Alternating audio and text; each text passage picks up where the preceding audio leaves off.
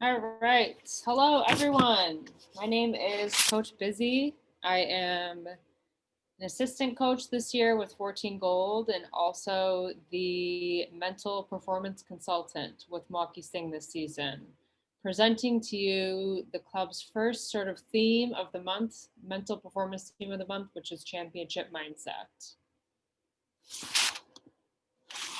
A little bit of a background on me and my role this year before we get started, because this is the first one. I will be working in my role as an assistant with 14 Gold on the volleyball side of things, but for the whole club, I will be the mental performance consultant or mental performance coach, which essentially means I can work with teams on the mental side of the game. And you might be thinking, what does it mean? What is the difference? Well, I like to think of like physical performance as the stuff you guys work on in practice: serving, hitting, serve, receive, passing, defensive, stuff like that.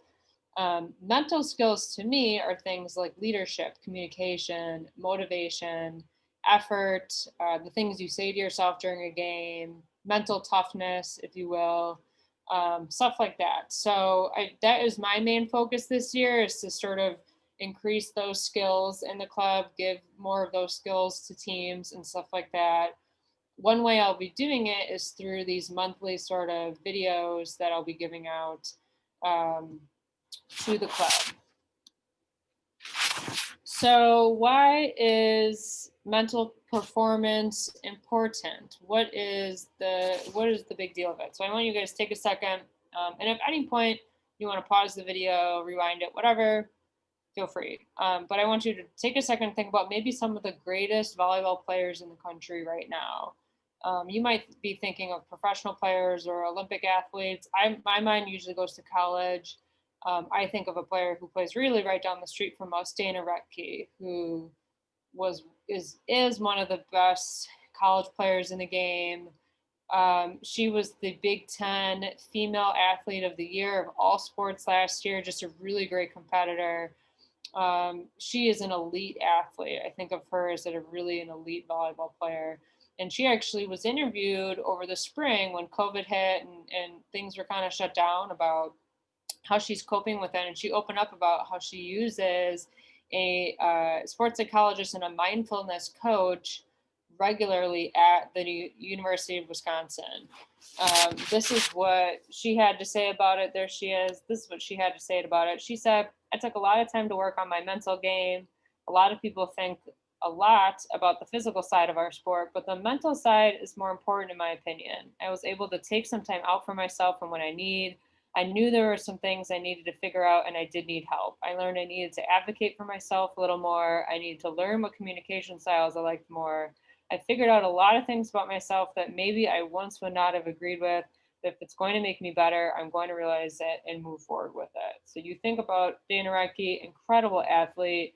She even is saying that she wants to work on the mental side of the game, which is why I'm incredibly excited that Milwaukee Sting has added this to our club too. So, what are the themes of the month that I will be presenting? I each month I'll be thinking of and presenting sort of a mental performance theme to the club. The theme will be for all ages, 10s through 18s, but it might be a different focus. So the older group, which is this video, 14s through 18s, will be a little more complex or specific in what we'll do with it. The younger age group, 10s through 13s, might be a little more simple, but still sort of the same theme. And I want us to think of it in the same way as we would for us coaches. We attend coaching clinics before the season starts. We get emails from club directors about different things to implement, defensive schemes, blocking schemes, and stuff. So a lot of the teams are on the same page with that.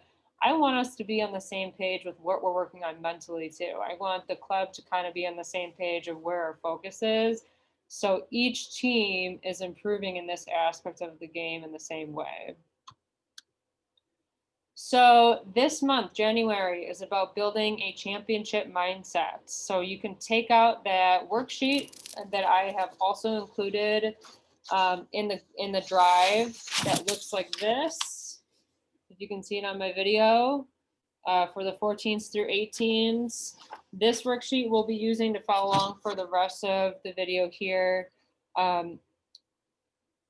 to introduce this sort of mental skills I want to talk about, I think it's really great to think about, well, what makes a championship mindset?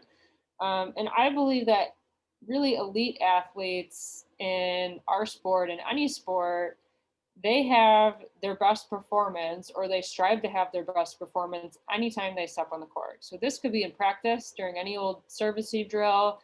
This could be when you're the 1 seed and you got to play the 4 seed, and the 4 seed isn't looking as good. You still hit the floor the same way as you would any other match. It could be, the first match in the gold bracket or bronze or silver, whatever it is. It could be the championship match. I think elite athletes are so consistent in their mindset when they take the court that it doesn't matter who they're playing against or where they're playing or when they're playing, they bring the same thing to the court every single time. And that's kind of where I want us to start as a club, is start to build that sort of consistent mindset. So what makes a championship mindset? You might be thinking, well, it could be 100 things. It could be just a couple. I thought of maybe what I think is the 12 most important championship mindset sort of skills to have. And as I go through these, I want you to start thinking about the 4. It's going to be hard to pick 4, but the 4 that you think are the most important to you. So the first one, I have high confidence, low anxiety on the court. Number 2, high expectations for yourself and for your teammates. Number 3, mindfulness, staying completely present when you're on the court or at practice. Number 4, focus and concentration, not a lot of distraction. Number 5, resilience and grit. So seeing challenging situations as exciting, things that you want to work past. Number 6, communication, high communication. Number 7, effort. Number 8, emotional regulation, meaning you never get too high, you never let the big emotions get the best of you, you never get too low, you never take things too lax. Right in the middle, high energy, but also relax on the court. Number 9, high motivation. Number 10, a positive attitude. Number 11, total commitment to your team. And number 12, handling pressure, the ability to cope with pressure and rebound from mistakes. So look at this list, this comprehensive list I've put together. Think about the 4 skills on this list that you think best summarize an elite athlete, that are the most important to you. In other words, which of these 4 skills do you think are the most important for you to have to be a really good player on your team this year? Once you have picked your 4, and again, if it feels like I'm going fast, feel free to pause and think about your 4. Once you've picked your 4 skills, you're going to write them down below these brackets on your sheet. So 1 down here, 1 down here, 1 here, and 1 here. So you should have 4 written out down here. Once you have your 4, I want you to think about these skills as if they're on a scale from 1 to 10. A 10 in this skill means you do this every time you're on the court. So if you've chosen effort, that means you are going all out every drill, every practice, every game, complete and total commitment and effort every single time. That would be a 10. A 1, which I'm sure none of you are picking skills that you're a 1 at, but just for the sake of the skill, a 1 is something that you really never do. So again, if you pick effort and you rate yourself a 1 on that scale, that means you're only giving effort like in a championship match.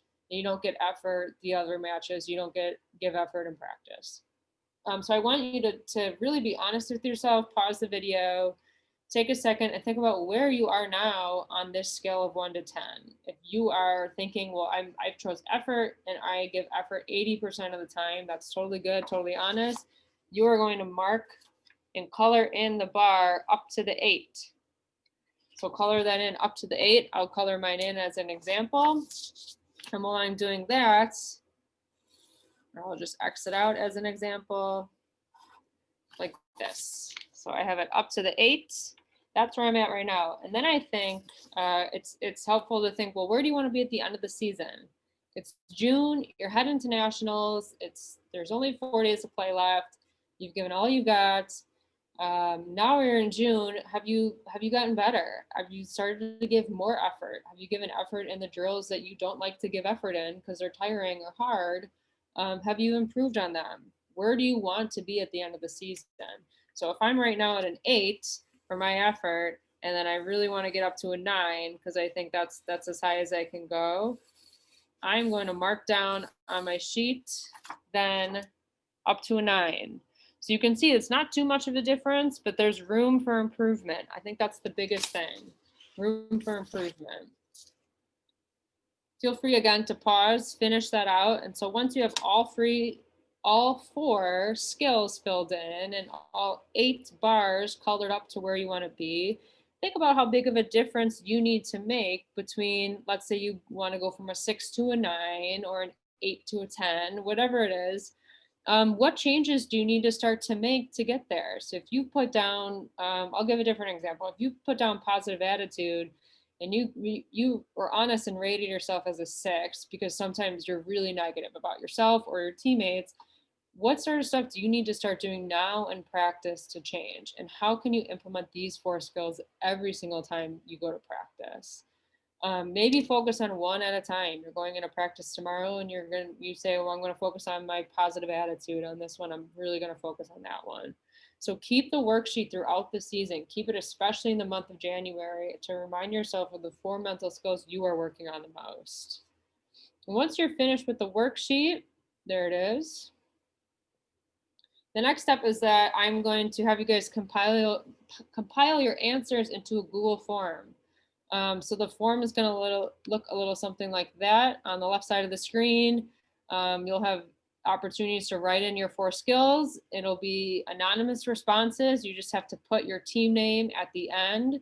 So once I get all the responses or most of the responses, I can send out your responses to your coaches. So let's say you're on 17 gold and I send out to your coach, well, I got 8 of your athletes, their forms back, and they on average rated these 4 as the highest. So these are the 4 that you guys can focus on. So once you're done with that, send in the Google form, and that's where we want to be. If you guys ever have any questions about the videos, that's it for us today. But if you ever have any questions, pull me aside at the Sting Center, send me an email, have your coaches reach out to me, whatever it is. I'm really excited that we're introducing this to the club. Again, please keep your sheets. Focus on starting to build a consistent championship mindset. I'm really excited for this month's theme. I'm really excited for next month's theme. I hope everyone has a really great start to the season. And as always, go Sting.